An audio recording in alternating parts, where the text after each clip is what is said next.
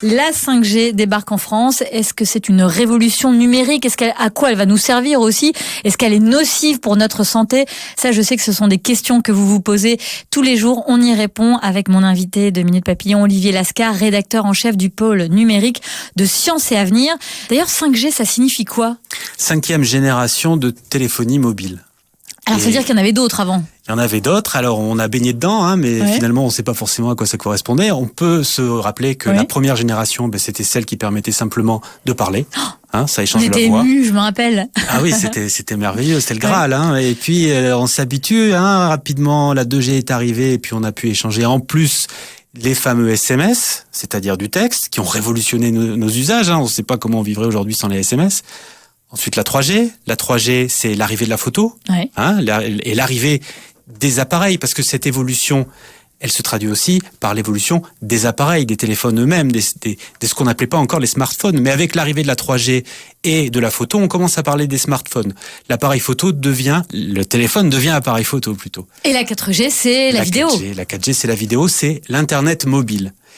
Et avec la 5G... On n'a plus besoin de rien là, on est bien. Alors il y a deux façons de répondre à Sidonie à votre question. Qu'est-ce que va apporter la 5G? La première, c'est de dire que jusqu'à présent, pour télécharger le dernier épisode de Game of Thrones, où vous remplacez par le nom de la série que vous préférez, il fallait attendre quelques minutes sur son téléphone quand on était en connexion sans fil.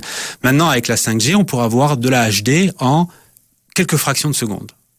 Est-ce que l'humanité avait besoin de ça? Il n'y a pas que des applications personnelles, j'imagine. Non, c'est ça. C'est-à-dire que cette présentation-là, qui est très marketing, qui revient constamment, dire que la 5G, c'est un débit 10 fois supérieur à la 4G, ces idées ludiques liées à la vidéo, liées aux jeux vidéo, parce qu'avec la 5G, comme on aura ce débit très important et ce temps de latence extrêmement réduit, c'est-à-dire qu'entre le moment où on fait une action sur son téléphone et le moment où on reçoit l'information qui correspond, il se passe presque rien, il se passe quelque chose qui est de l'ordre de la milliseconde, ça va plus vite que le cerveau. Donc quand on joue à un jeu vidéo par exemple et qu'on dit à son personnage de se diriger à droite et qu'on appuie sur la bonne touche, et que le jeu vidéo, il est stocké sur ce qu'on appelle le cloud maintenant, c'est-à-dire des ordinateurs, des serveurs qui sont à très grande distance de nous, l'information, l'ordre, il est immédiat et sa conséquence sur l'écran de notre téléphone, il est immédiat aussi. Donc ces usages... Ça, c'est un usage, on va dire, ça c'est pour notre usage au quotidien.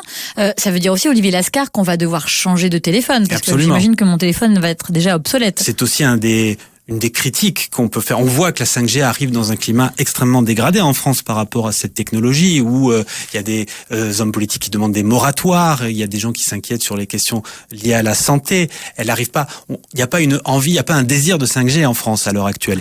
Minute Papillon sur France Bleu, Sidonie Bonnec.